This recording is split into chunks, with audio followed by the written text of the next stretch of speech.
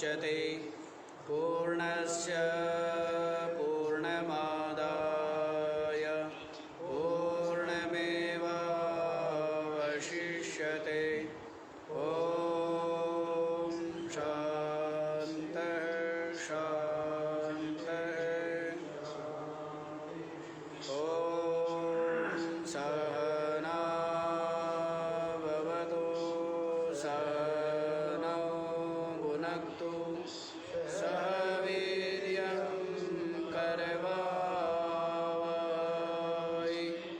तेजस्विनावधीतमस्तु मा विद्विषावहै। ॐ शान्तः शान्तः।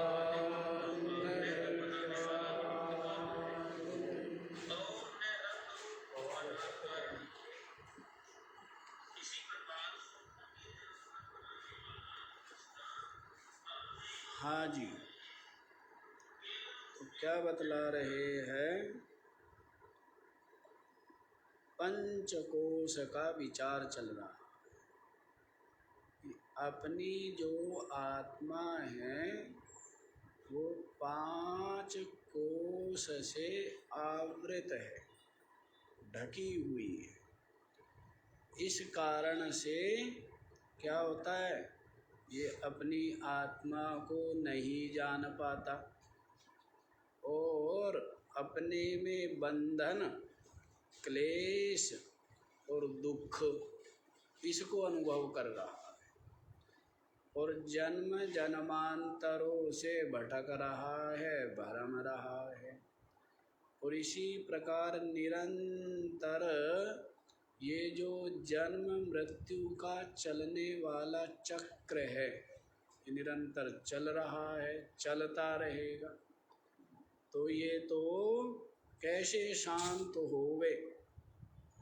जब अज्ञान दूर हो जाए, भ्रांति दूर हो जाए, स्वरूप का बोध हो जाए और सारी वासना गलित हो जाए, अपने आप की पूर्णता, ब्रह्मरूपता, अद्वितीयता, सच्चिदानंद रूपता, नित्य मुक्तता अनुभव करके क्या हो जाए, समस्त वासनाएं क्षीण हो जाए, तो तब क्या है ये? तब ये मुक्त ही। तब क्या है? बोला है ना कि चाहा चूड़ी चंडालिनी, चाहा नीचन की नीच, और तू तो शुद्ध स्वरूप था, अगर ये न होती बीच। ये जो चाहा है, ये जो तृष्णा है, ये जो कामना वासना है, इसी से जो पूर्ण है वो क्या बन गया? अधूरा बन गया। पूर्ण जो है वो क्या हो गया है? अधूरा हो गया है चाह के कारण से। और जिसकी चाह समाप्त हो गई, चाह किसकी समाप्त हो जाएगी? अधूरे की या पूरे की? है ना? जब तक अधूरा है तब तक चाह समाप्त हो ही नहीं सकती। हो सकती है क्या? और जब ये समझ लिया कि वास्तव में मैं क्या हूँ, मैं तो पूर्ण, मैं तो ब्रह्म हूँ, मैं सच्चिदानंद हूँ, तो फिर सारी चाह, सारी वासना गलित तो हो जाती है, तो ये ब्रह्म रूप नित्य मुक्त हो जाता है। तो ये अमुक्तता कैसे आ गई? समझ आ गया? अपने में जो अमुक्तता है, बंधन है, वो कैसे हो गया? हाँ, ये जो 5 कोश है, कपड़े पहन लिए किसी ने, और कपड़े पहन करके लाल, पीले, नीले, काले कपड़े पहन करके और क्या कहता है? ये कपड़ा मैं हूँ। ये क्या है? अब ये जो कपड़ा है ये तो क्या होगा, मैला भी होगा, ये कपड़ा तो फटेगा भी, ये कपड़ा तो खो भी जाएगा, नष्ट भी पूरी तरह होगा। तो यदि इसमें राग करेगा, मोह करेगा, अहमता ममता करेगा तो दुख पाएगा ना, मरने वाली ही चीज है, तो इसके साथ में मरना पड़ेगा।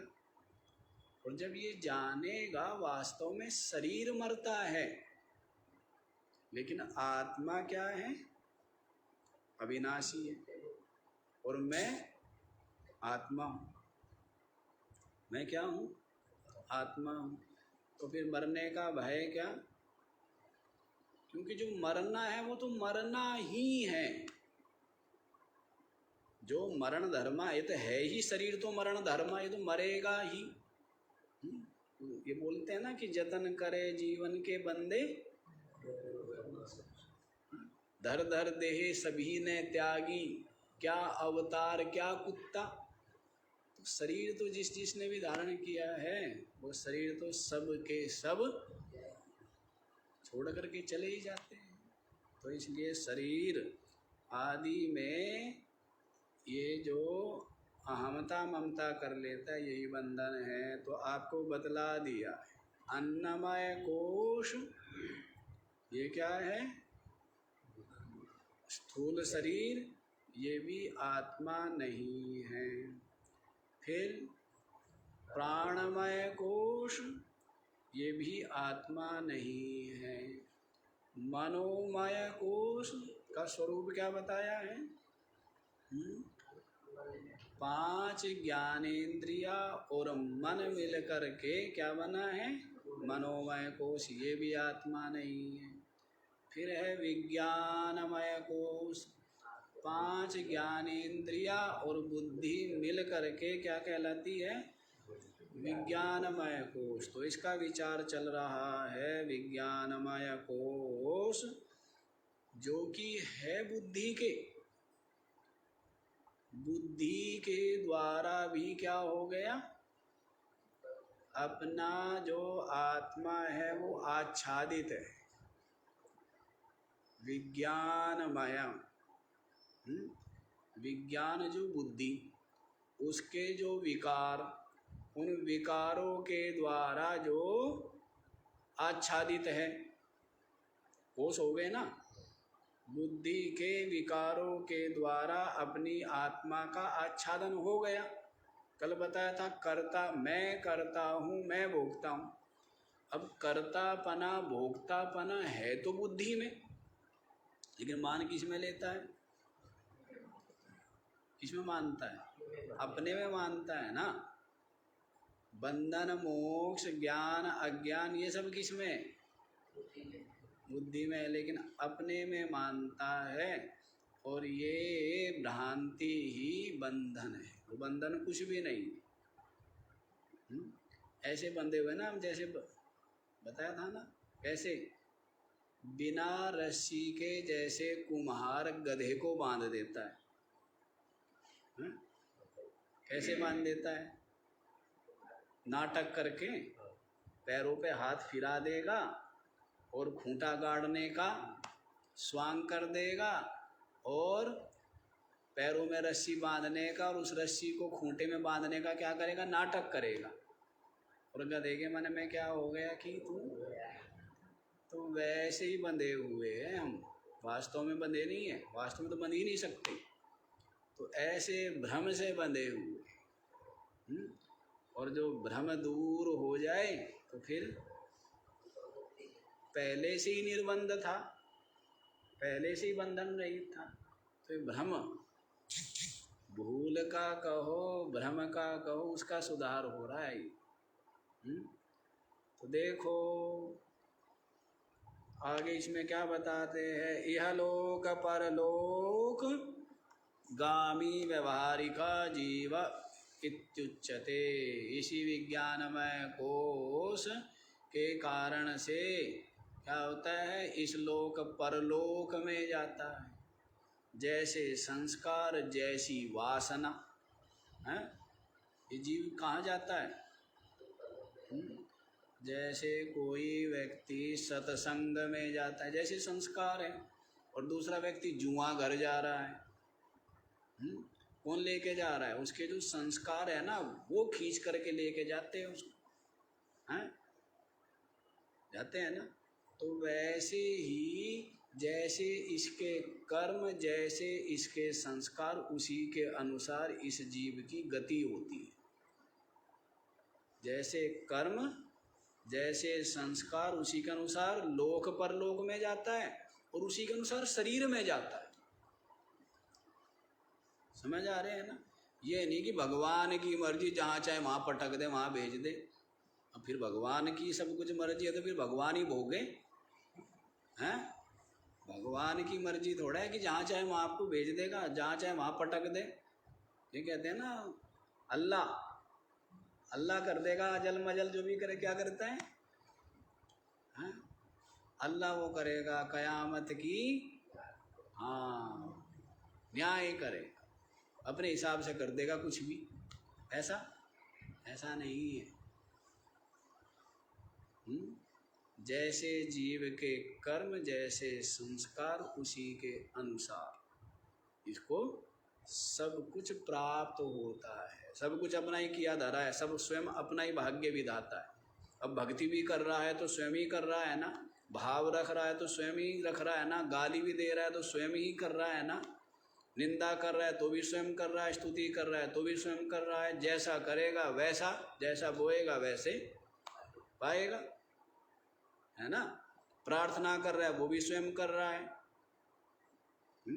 तो स्वयं का किया हुआ जो कर्म, जो संस्कार, जो भावना, जो निश्चय, उसी के अनुसार सब कुछ इसको प्राप्त होता रहता है। तो देखो जी, इस लोक परलोक में चला जाता है ना। आगे देखो क्या कह रहे, विज्ञान विकारत्वे सति अकर्तारमात्मानं कर्तारम इव अविज्ञातारम आत्मानं विज्ञातारम इव निश्चय रहितमात्मानं निश्चयवन्तं इव जाड्यादिरहितम् आत्मानं जाड्यादिवन्तं इव आवारयति। विज्ञान विकारत्वे सति, बुद्धि का विकार जो है कार्य, अकर्तारम आत्मानम, आत्मा क्या है? अकर्ता है। कल भी क्या बताया था? इस शरीर में स्थित जो आत्मा है वो क्या है? अकर्ता है। और सब कुछ कौन करता है? जीव करता है। दो है ना, क्या है? एक साक्षी है और एक जीव है। साक्षी माने जो चेतन है, वो तो कुछ करता नहीं, और सब कुछ कौन करता है? छाया करता है, छाया, है ना। सब कुछ किस में हो रहा है? छाया। और उस छाया के साथ क्या कर लेता है? हैं? उसमें ही मैं मेरा कर लेता है। यही बंधन। आत्मा कुछ भी नहीं करता है। जो कुछ करना है वो बुद्धि में है, और बुद्धि में जो तादात्म्य कर लिया वही जीव। बुद्धि के साथ जो जुड़ गया वो क्या बन गया? जीव। और जो बुद्धि का साक्षी है वो क्या है? चेतन। भाई झगड़े में शामिल हो गए तो क्या हो गए? फिर आपको भी धक्का मुक्की होएगी ना, और केवल दूर से देखते रहो। तो आत्मा तो केवल दूर से देखता है, वास्तव में आत्मा साक्षी है। आत्मा कुछ करता ना तो करता है ना भोगता है।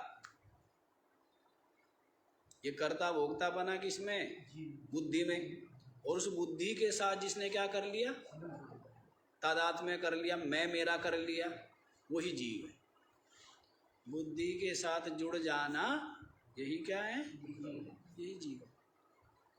तो देखो, अकर्तारम आत्मा, अपनी आत्मा अकर्ता है। तो जब करता नहीं फिर भोगता कैसे हुआ? लेकिन अपने को कर्ता भी मानता है, इसलिए भोगना भी पड़ता है। अपने को क्या मानता है? कर्ता मानता है। इसीलिए ज्ञानी भी सब कुछ करता है, अज्ञानी भी करता है।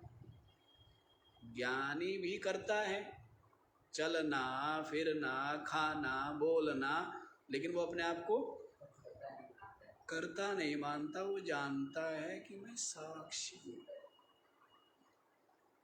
ऐसा उसने विवेक कर लिया है, अनात्मा से अलग अपनी आत्मा को छांट लिया और अपनी आत्मा को अलग छांट करके अपनी आत्मा की आत्म रूप से अनुभूति कर ली है।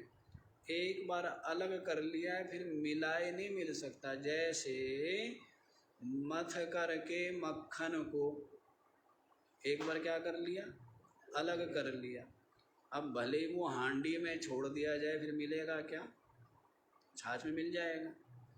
वैसे ही ज्ञानी जिसने एक बार अपने को अलग कर लिया है, ये 5 कोशों से देह आदि से अपने को अलग कर लिया, अलग अनुभव साक्षात्कार कर लिया, फिर वो भले ही जगत व्यवहार में रहे, वो जगत व्यवहार में मिल जाएगा क्या?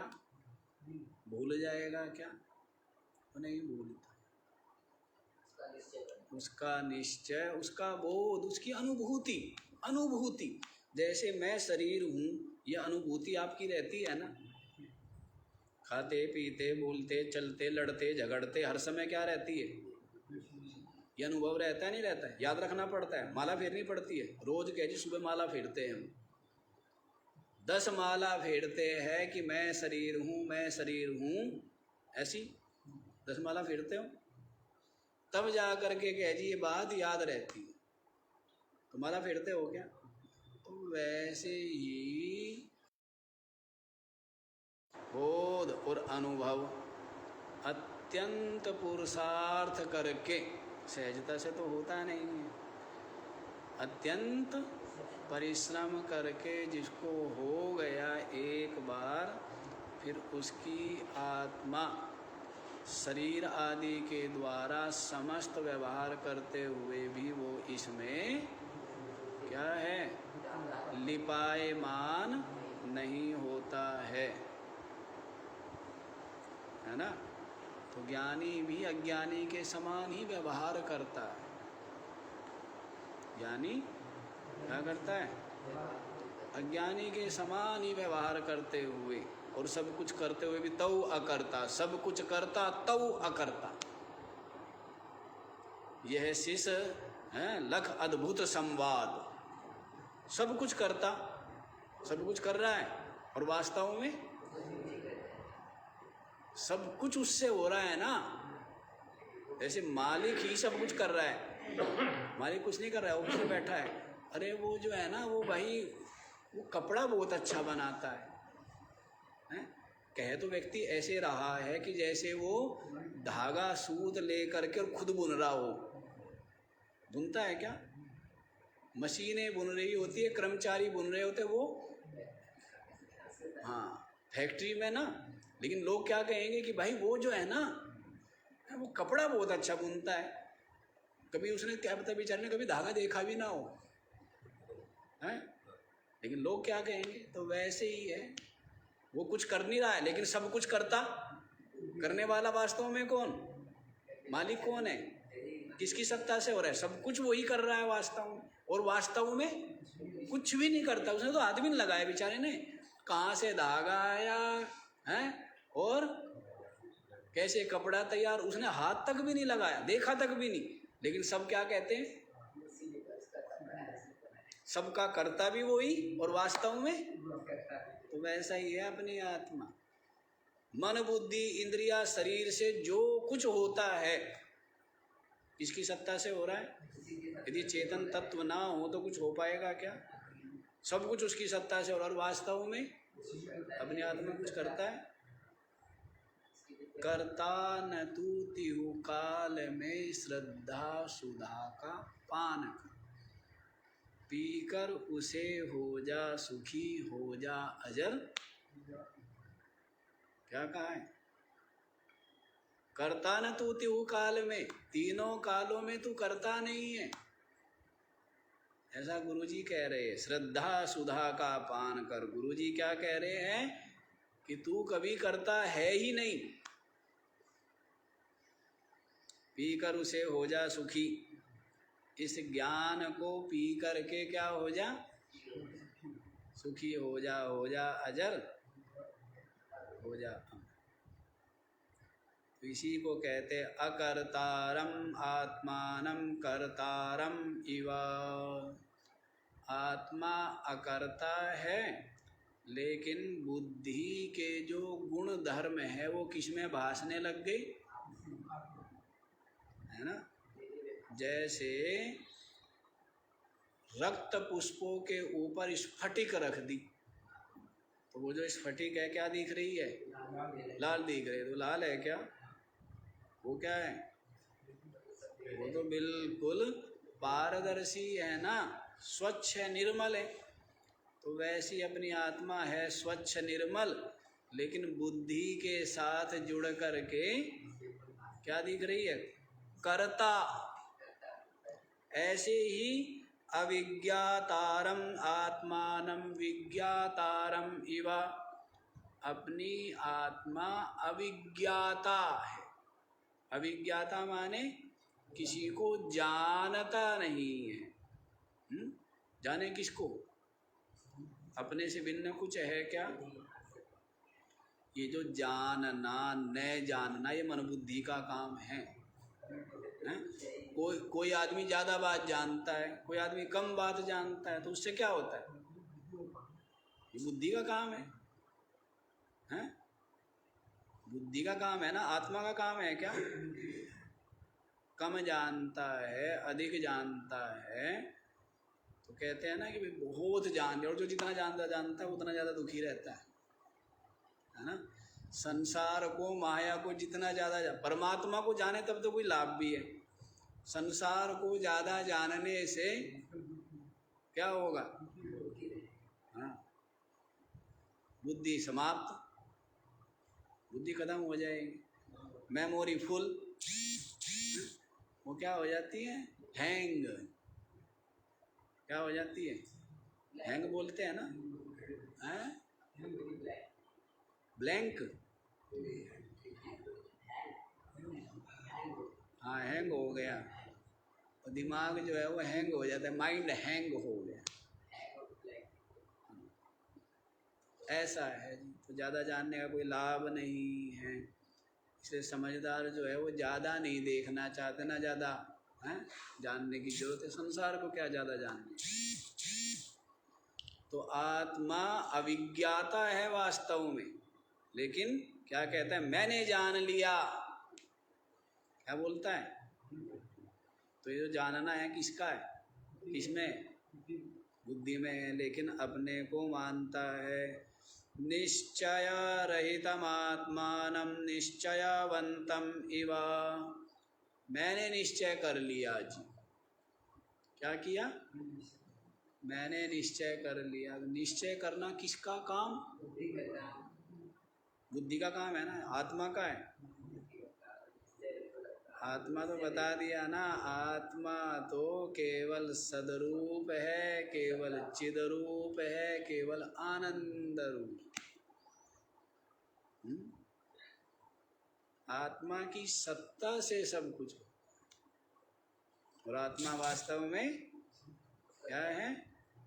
वो तो अचल ही, वो तो क्या है? अचल है।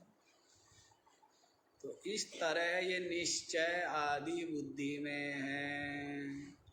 जाड्यादिरहितम आत्मानं जाड्यादिवंतम इव आवारयति। इस प्रकार से अपनी आत्मा को विज्ञानमय कोश क्या किया हुआ है? ढका हुआ। अपनी आत्मा किससे ढका गया? विज्ञानमय कोश से ढका गया। ये जाड्यता है, जड़ता, अज्ञानता इसमें, मूढ़ता इसमें, बुद्धि में है ना। ज्ञान भी बुद्धि में है, अज्ञान भी बुद्धि में ही है ना। निश्चय अनिश्चय सब किसमें? बुद्धि में। लेकिन अपने को मानता है इस तरह ये विज्ञानमय कोश अपनी आत्मा को क्या किया हुआ है? आच्छादित किया हुआ है। तो इसको भी हटा दो। इसको भी क्या करना है? ये भी हटा दिया है तो 4 कोश हट गई। कितने कवर उतार दिया आपने? 1 कवर और उतार दो तो फिर को किसके दर्शन हो जाएंगे? आत्म दर्शन हो जाएंगे, परमात्मा दर्शन।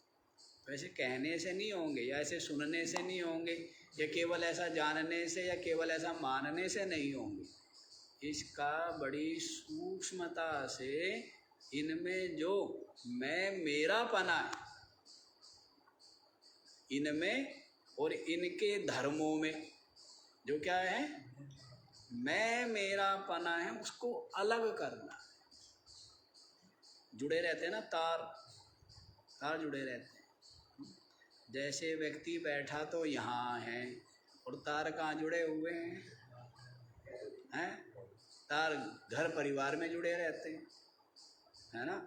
तो वो नहीं, सारे तार क्या करने? कनेक्शन। हाँ, सारे संसार के बाहर के कनेक्शन कट कर दिए और अपने साथ जोड़ लिया। तो वैसे ही ये जो 5 कोश है, इनमें मैं मेरापन और इनके जो धर्म है उनमें मैं मेरापन है, तो यही आवरण किया हुआ है अपने स्वरूप। तो इनको हटा देना है। तो अब आनंदमय कोश इत्युच्यते। 4 कोश हो गए ना। कौन कौन से?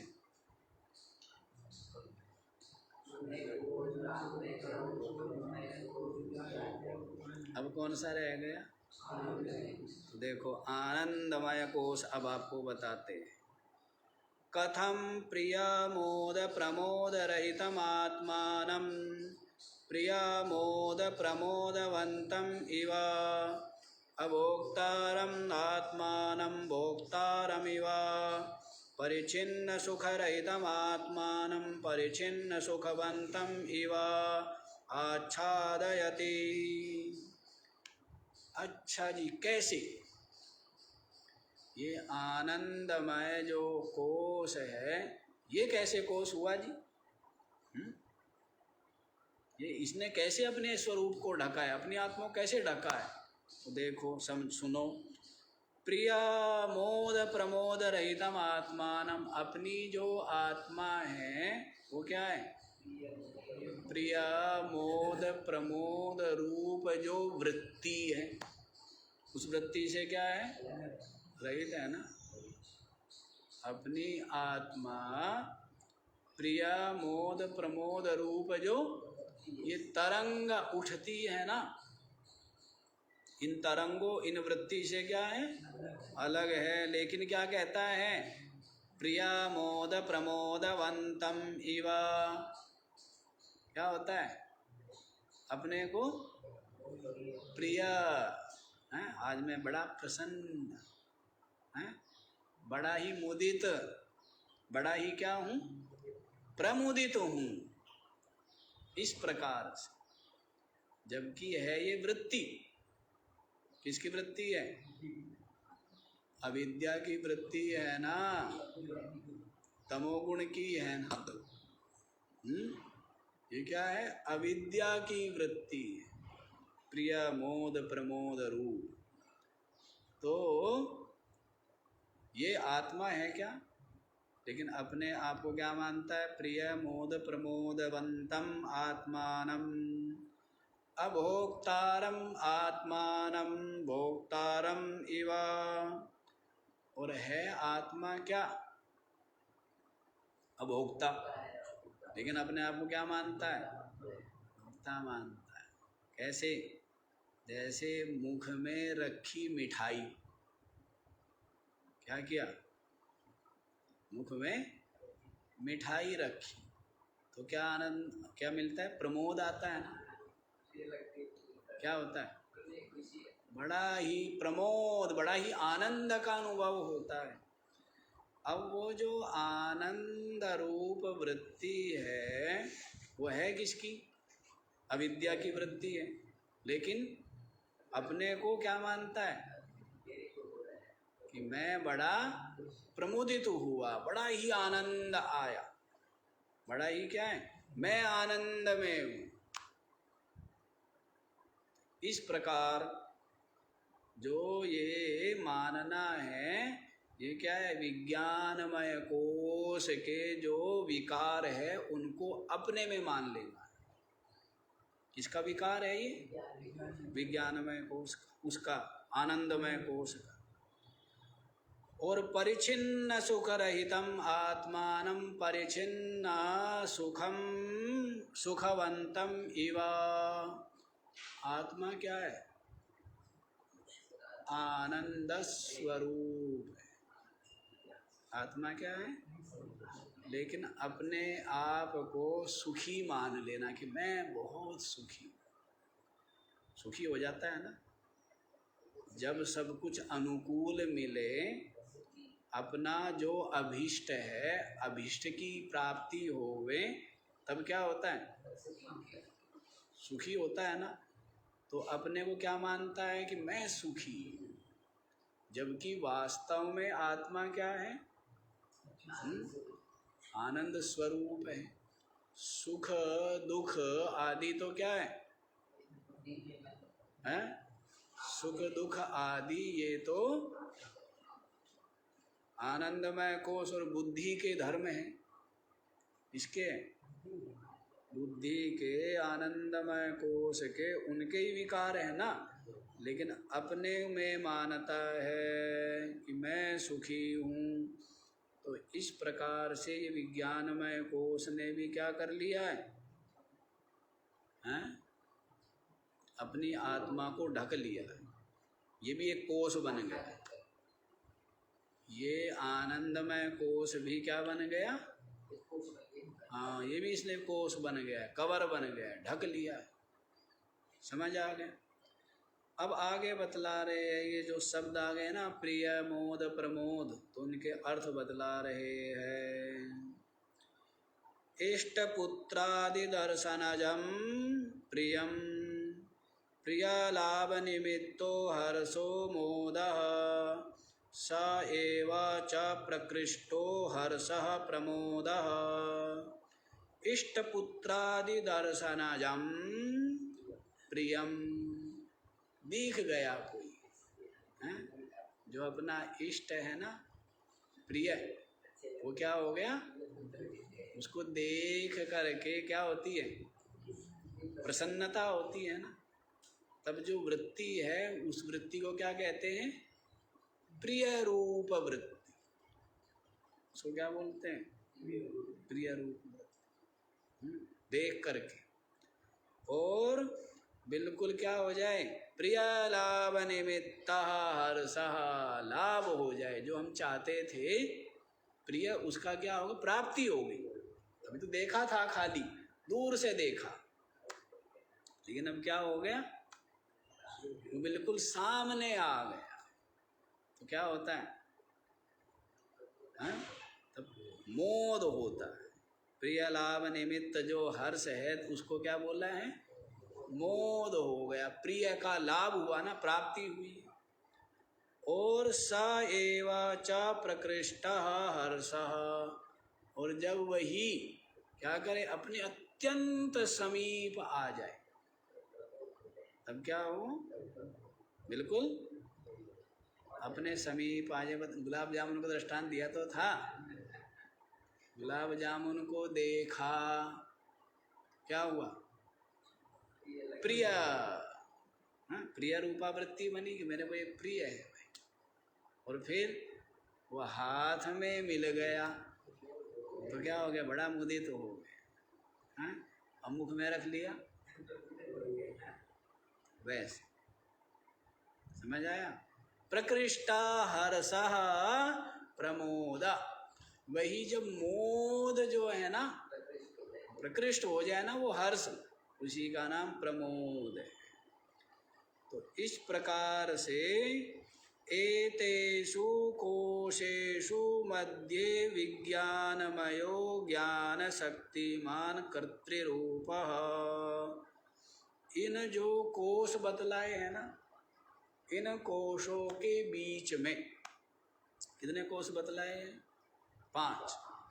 तो इन 5 कोशों के मध्य में विज्ञानमय ज्ञान शक्तिमान कर्तृरूपा, ये जो विज्ञानमय कोश है, क्या है ये? ज्ञान शक्तिमान। एक तो क्या है?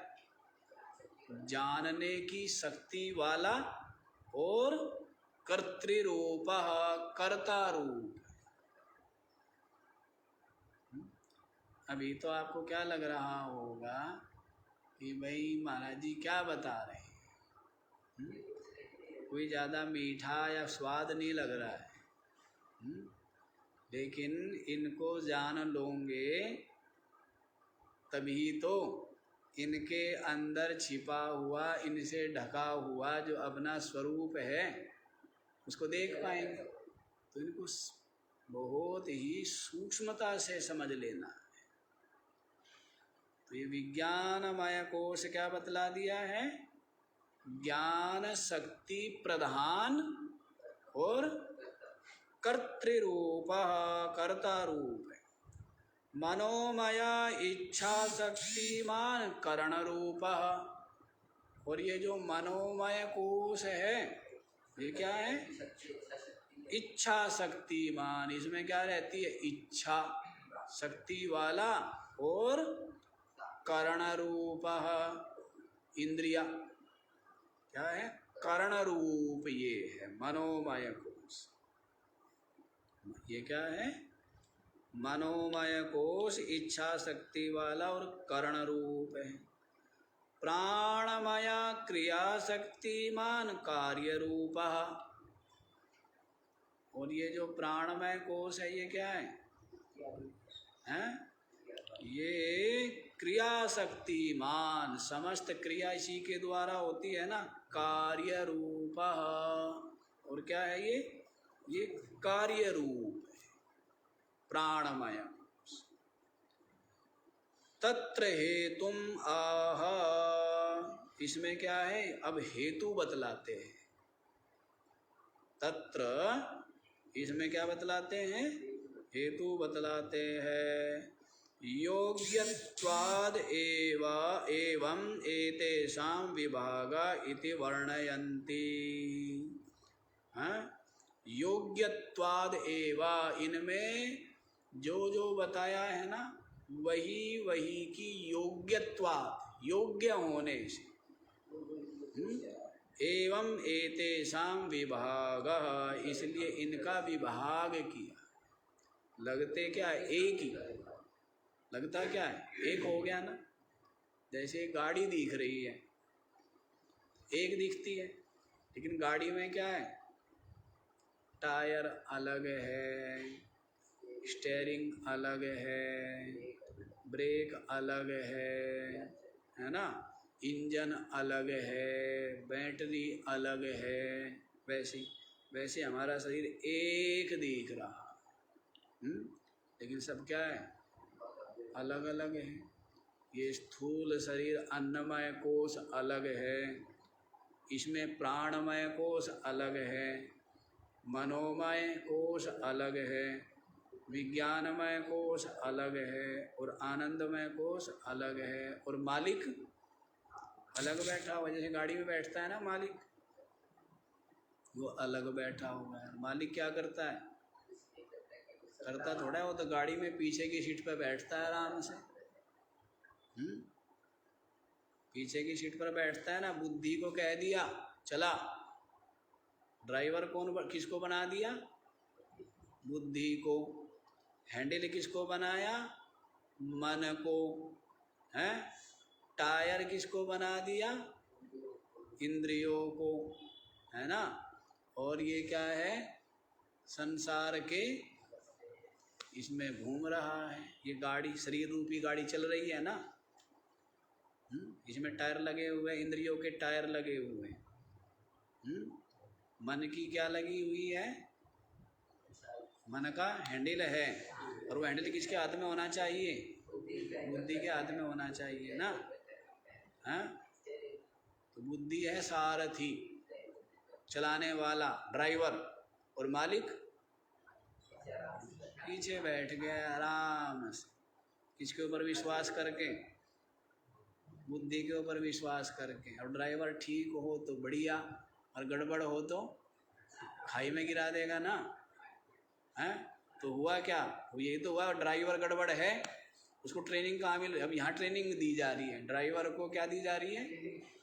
ट्रेनिंग दी जा रही है, ठीक ठाक ट्रेनिंग। बुद्धि को ट्रेनिंग मिल जाएगी तो फिर क्या होगा? फिर ये फंसेगा नहीं, कहीं धसेगा नहीं, खाई में नहीं गिरेगा, संसार में नहीं गिरेगा। विवेक मिलता है ना सत्संग से। तो बुद्धि को क्या मिलेगा? विवेक मिलेगा, ज्ञान मिलेगा, समझ आएगी। हाँ, तब ये जो टकरा जाता था, कभी तो पहाड़ से टकरा गया, कभी गड्ढे में गिर गई गाड़ी, कभी कीचड़ में धस गई गाड़ी, कभी खाई से गिरा दी, कभी दूसरे से टकराती भी तो बहुत है गाड़ी, नहीं टकराती। लड़ते रहते हैं आपस में, द्वेष करते रहते हैं। ये सब किसके कारण से? बुद्धि के कारण से है ना। जो ड्राइवर है ना, वो गलत रख लिया आपने। ड्राइवर ठीक होना चाहिए। क्या बताया उपनिषदों में? यही तो बताया, यस्तु विज्ञानवान भवति समनस्क सदा शुचि सा तो तत्पदमाप्नोति यस्माद् भूयो न जायते। जिसका सारथी बुद्धि क्या है? विज्ञानवान है, समझदार है।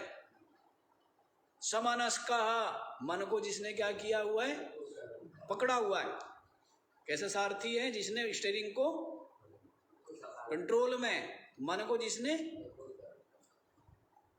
साधु तत्पदमाप्नोति, वही उस पद को प्राप्त कर सकता है। यस्माद् भूयो न जायते, जिसको प्राप्त करके फिर दोबारा जन्म नहीं लेना। तो सारी कुछ कहाँ गड़बड़ है? बुद्धि में तो गड़बड़ है ना। तो इसलिए सारथी ठीक होना चाहिए। तो ट्रेनिंग्स कहाँ मिलेगी? सत्संग में मिलेगी। सदग्रंथ, सतशास्त्र, सतसंग, यहीं पर क्या मिलेगा? ज्ञान मिलेगा, विवेक मिलेगा। तो बुद्धि आपका सारथी समझदार होगा तो फिर संसार में भी कोई भय नहीं है। कोई भय है क्या? हैं? और सारथी ड्राइवर समझदार ना हो तो डर ही डर है, चाहे हाईवे पर हो और चाहे लोकल रूट पर हो और चाहे शहर के अंदर हो, डर ही डर है, नहीं? और समझदार है तो फिर क्या करो? निश्चिंत। ठीक है ना। हाँ, तो इस तरह से देखो क्या बताते हैं। हेतु बतला रहे हैं जी, योग्यत्वाद एवं एतेषां विभागा इति वर्णयन्ति। भिन्न भिन्न जो इनकी योग्यता है। क्या क्या योग्यता बता दी है? विज्ञान में कोश की क्या योग्यता बताई है? ज्ञान शक्तिमान कर्तृरूपः, ये योग्यता है। मनोमय कोश की क्या योग्यता बताई है? इच्छा शक्तिमान करण रूपः। और प्राणमय कोश की क्या योग्यता बताई है?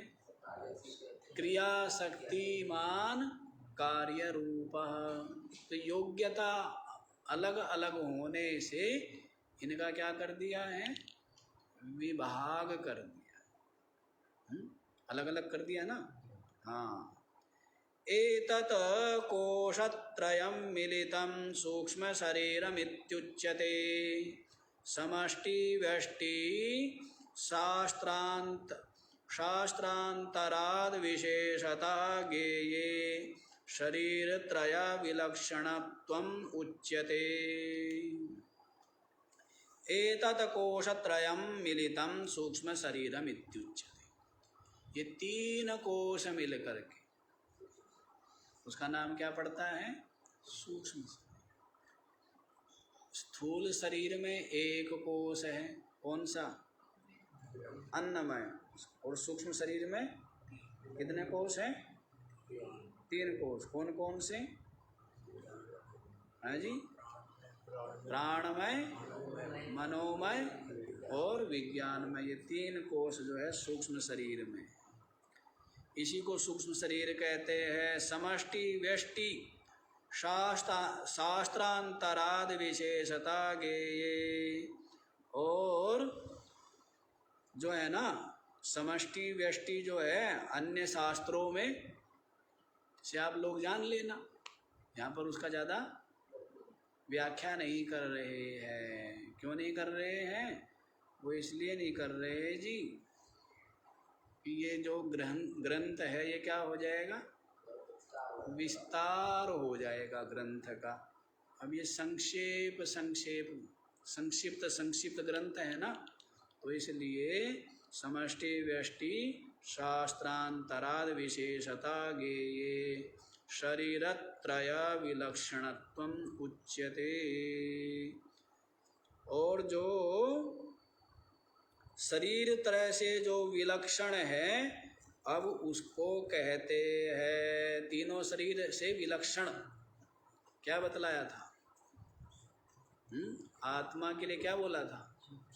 तीनों शरीरों से जो अलग है। और अनात्मा का स्वरूप बतलाया था ना, तो वहाँ क्या क्या बोला था? दो तत्व है हमारे पास। कितने? आप दो वाले हो तीन वाले हो ये भी बता देना। दो में आगे तीन में हो। तीन वाले कौन है? जो ये मानते हैं जीव, जगत और जगदीश, ये तीन वाले हैं ना। त्रैतवादी आर्य समाज को बोला जाता है। आर्य समाज को क्या बोला जाता है? त्रैतवादी। तीन मानते हैं। वो कहते हैं ईश्वर अलग, जीव अलग और जगत अलग, है ना। लेकिन जो विचार करते हैं सत्संग सदग्रंथ स्वाध्याय करते तब समझ में आता है तीन नहीं वास्तव में दो है। पहले दो है ना, तो दो क्या है जी? एक आत्मा है, एक अनात्मा है, एक जड़ है, एक चेतन है। दो ही तो है, दो ही विभाग हो गए ना। जगत तो है जड़, और जिसको आप जीव कहते हो और ईश्वर कहते हो वे दोनों क्या है? चेतन। तो एक हो गए ना। क्या हो गई? एक जड़ का विभाग हो गया, एक चेतन विभाग हो गया, तो दो ही रह गए, जड़ और चेतन। जीव भी क्या है? चेतन है। ईश्वर भी क्या है? चेतन है। ठीक है। और जगत क्या है? जड़ है। तो दो हो गए, जड़ चेतन, आत्मा अनात्मा। तो आत्मा का स्वरूप बतला दिया था और अनात्मा का क्या बतलाया था? हैं? अनृत जड़ दुखात्मकम है। और समष्टि व्यष्टि स्थूल सूक्ष्म कारण शरीरम अनात्मा। ऐसा पीछे सुना है ना आप लोग? क्या बतलाया? तो ये जो स्थूल सूक्ष्म कारण शरीर है ना, ये क्या है? समष्टि और व्यष्टि। समष्टि व्यष्टि में और समष्टि में भी ये अनात्मा। ये क्या है? अनात्मा है। तो अनात्मा किसको बोला है? जो अनृत होवे, जो जड़ होवे, जो दुख रूप होवे, वो अनात्मा है। और आत्मा क्या है? जो सत है, चिद है और आनंद है, वो आत्मा। समझ आया? सत, चिद और आनंद, वो क्या है? आत्मा। और इसका जो उल्टा, सत का उल्टा क्या हुआ? असत, मिथ्या। और जड़ का उल्टा क्या हुआ? वो चेतन का उल्टा क्या हुआ? जड़। चिद का उल्टा। और आनंद का उल्टा क्या हुआ? दुख रूप। सत, चिद, आनंद, आत्मा और अनृत जड़ दुखात्मक अनात्म, उसी को बतला रहे। देखो कैसे, कथम,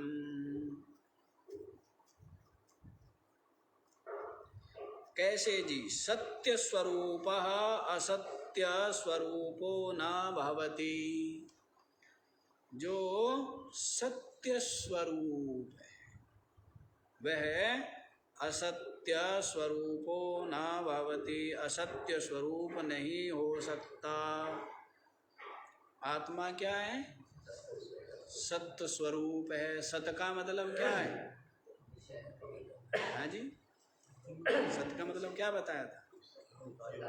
हाँ, कालत्रयेषु विद्यमानं सत्, और कालत्रयेषु विद्यमान अभाव, अविद्यमान, जो तीनों कालों में विद्यमान न होवे वो असत। कभी है कभी नहीं है, कभी है कभी नहीं है, वो क्या है? झूठा। और जो तीनों कालों में रहे वो क्या है? सत्य है ना। और सत्य भी तीन प्रकार के, एक पारमार्थिक सत्य, व्यवहारिक सत्य और प्रातिभाषिक सत्य। तीन सत्य हुए ना। जैसे सपना भी सत्य है, सपने के समय सपना क्या है? सत्य है, वो प्रातिभाषिक सत्य है। और व्यवहारिक सत्य, ये जगत क्या है? व्यवहारिक सत्य है, लेकिन वास्तविक सत्य नहीं है। और एक है पारमार्थिक सत्य, वास्तव में जो सत्य है। तो वास्तव में सत्य तो केवल एक आत्मा ही है, बाकी सबका सब क्या है? मिथ्या है। तो जगत को व्यवहारिक सत्य हम मान लेते हैं, पारमार्थिक सत्य नहीं। नष्ट हो जाता है ना ये। कैसे नष्ट हो जाता है? प्रलय में नष्ट हो जाता है। और ब्रह्म ज्ञान से तो क्या हो जाता है? तत्काल ही नष्ट हो जाता है। इसमें सत्यत्वपना वो नष्ट हो जाता है। हाँ, तो इस तरह ये सत वही जो तीनों कालों में रहे। तो सत्य स्वरूप, जो सत्य स्वरूप आत्मा है, असत्य स्वरूपो न भवति, असत्य स्वरूप नहीं होता। असत्य स्वरूप सत्य स्वरूपो न भवति, और जो असत्य स्वरूप है वो सत्य स्वरूप नहीं हो सकता। उलट है ना। जैसे दिन जो है वो दिन है, रात जो है वो जो रात है। तो रात जो है वो दिन नहीं हो सकती, और दिन जो है वो रात नहीं हो सकता। अत्यंत विपरीत, विपरीत स्वभाव है ना। दिन का मतलब क्या? प्रकाश, और रात्रि का मतलब अंधकार। तो दोनों क्या है? विपरीत स्वभाव, गुण धर्म बातें, तो नहीं हो सकता। इसी तरह जो सत है वो असत्य स्वरूप नहीं हो सकता, और जो असत्य स्वरूप है वो सत्य स्वरूप नहीं। चेतन जो है वो जड़ नहीं हो सकता, और जो जड़ है वो, लेकिन हो गया ना भ्रम से। ये शरीर क्या है? जड़, लेकिन क्या मानते हैं? चेतन मानते हैं ना। इंद्रिया, प्राण, मन, बुद्धि, सबके सब क्या है? लेकिन क्या है? आपको स्वीकार हो रहे क्या कि ये जड़ है? स्वीकार ही नहीं हो रहे।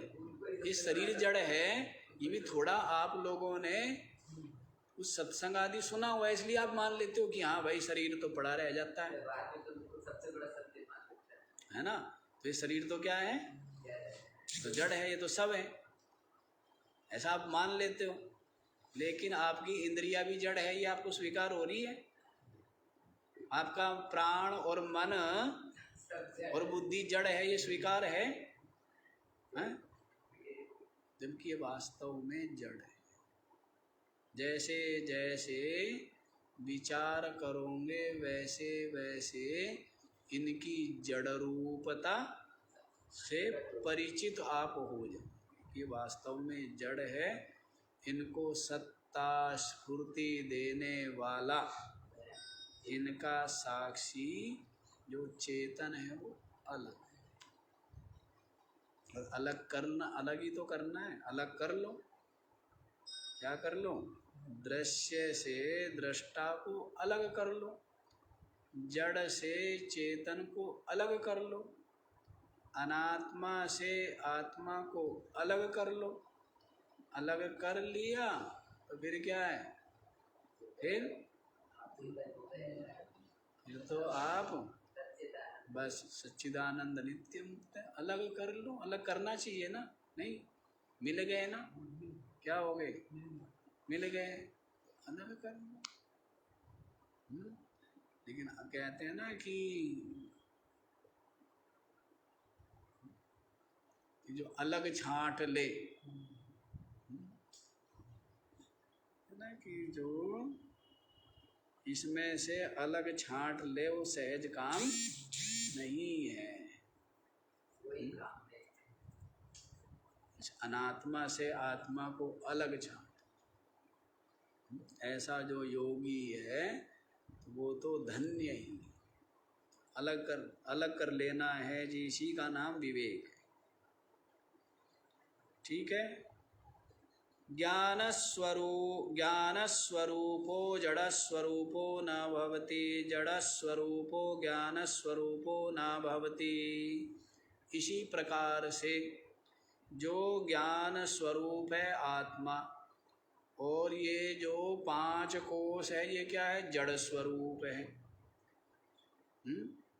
ये 5 कोश क्या है? जड़ स्वरूप है। और अपनी आत्मा ज्ञान स्वरूप है। तो ये हो सकते हैं क्या? हैं? पर किया हुआ है ना आपने? क्या है? किया हुआ है ना?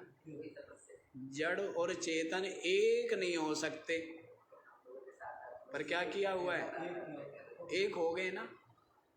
जबकि बता रहे हैं कि जड़ जो है वो चेतन नहीं हो सकता, और चेतन जो है वो क्या बोला है? जड़ स्वरूपो ज्ञान स्वरूपो ना भवति। जैसे जो ज्ञान स्वरूप है वो जड़ स्वरूप नहीं हो सकता, और जो जड़ स्वरूप है ये 5 कोश क्या है?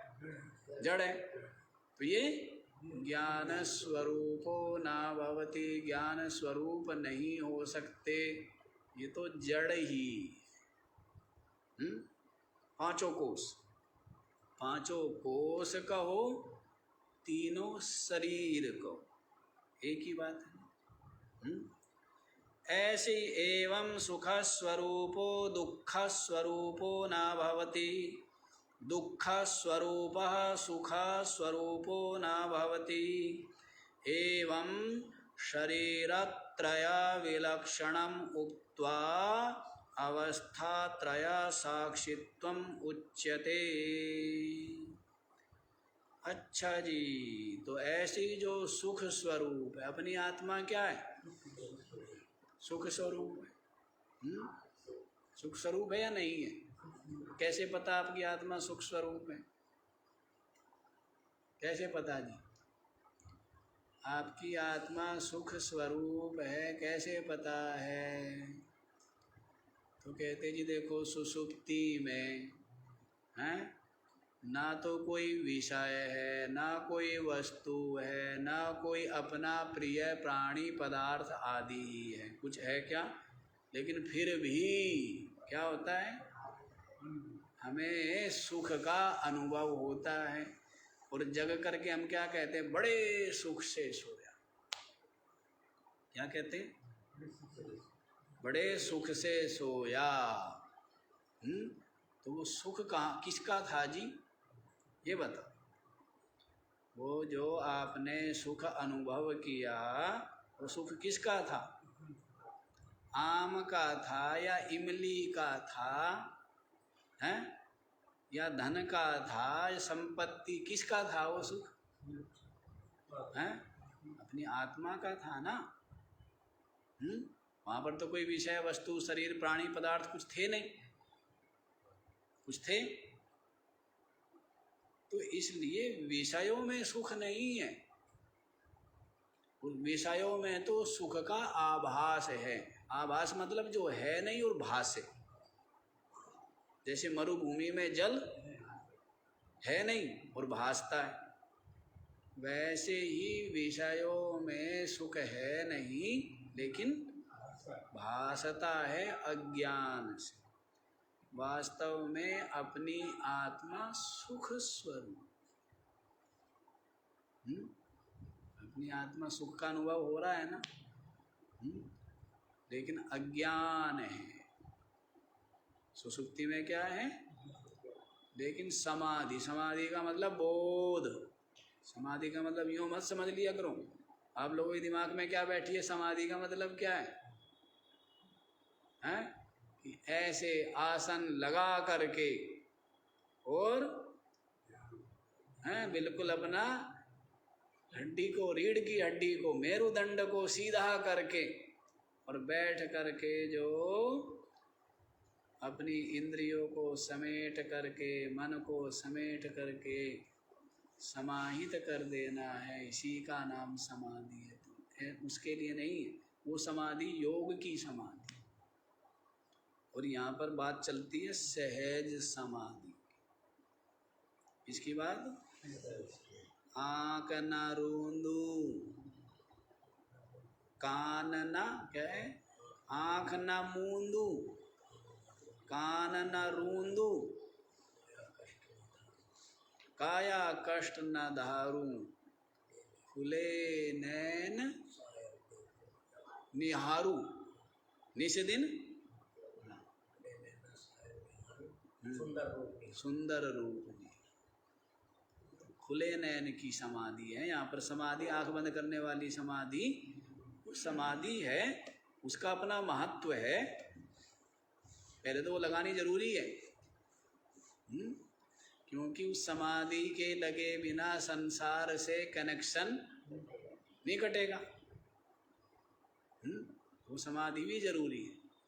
और जब संसार से कनेक्शन कट गया चित्त का, तब क्या हो जाता है? चित्त विलय हो गए, वृत्ति विचार विलीन हो गई, तब अपनी आत्मा का अनुभव होता है। तब क्या होता है? अपनी आत्मा का अनुभव होता है उस समाधि में।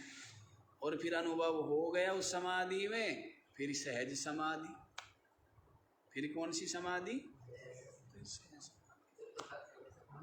हाँ, छांट लिया अलग अलग, अब कौन सा मिलेगा? जान लिया कि भाई ये अलग है, ये अलग है, अब मिल जाएंगे फिर ये वापस। ऐसा बोध, ऐसा अनुभव हो गया है। तो इस तरह ये जो अपनी आत्मा सुख स्वरूप है, और ये जो पांचों कोष है ये क्या है? दुख स्वरूप है। दुख स्वरूप क्यों है? सारे के सारे परिवर्तनशील, सारे के सारे नष्ट हो जाने, सारे के सारे क्या है? दुख रूप है ना। और हर समय संभालो, कहाँ बिगाड़ हो जाए। बुद्धि में बिगाड़ हो गया, मन में बिगाड़ हो गया, प्राणों में बिगाड़ हो गया, शरीर में बिगाड़ हो गया, है ना। बिगाड़ वहाँ से शुरू होता है, वहाँ हो जाता है।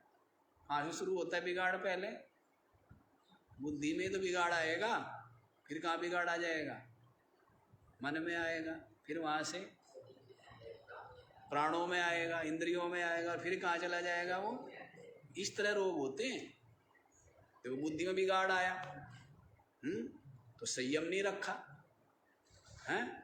जानता है ये शरीर के लिए अहितकर है, फिर भी खा लिया, तो बुद्धि बिगाड़ आया ना। फिर क्या आ जाता है? मन में बिगाड़ आता है, मन चंचल रहता है। फिर इंद्रियों में, प्राणों में बिगाड़ आ जाता है, प्राण गड़बड़ हो जाते हैं ना, हैं? शरीर में दोष इकट्ठे हो जाते हैं, फिर शरीर बीमार हो जाता है। इस तरह बीमार होता है, हाँ। तो वैसे उल्टा ठीक करना है फिर इसको संयम करके, पथ्य करके संयम करके ठीक हो जाता है। तो इस तरह एवं शरीर त्रय विलक्षणम उक्त्वा अवस्था त्रय साक्षित्वम उच्यते। अब आपको तीनों शरीर से अलग ये तो बता दिया है ना, क्या बताया अभी? स्थूल सूक्ष्म कारण शरीर से अलग आत्मा है ये तो बता दिया है। अब क्या बताएंगे? अवस्था त्रय साक्षित्वम उच्यते। अब आगे अवस्था त्रय का साक्षी कैसे है ये बतलाएंगे। अपनी आत्मा तीनों अवस्थाओं का साक्षी कैसे है ये आप लोग कल श्रवण करेंगे। तो ये स्पष्ट हो गया है। स्पष्ट हो गया तो इससे तो अच्छी बात कुछ नहीं है।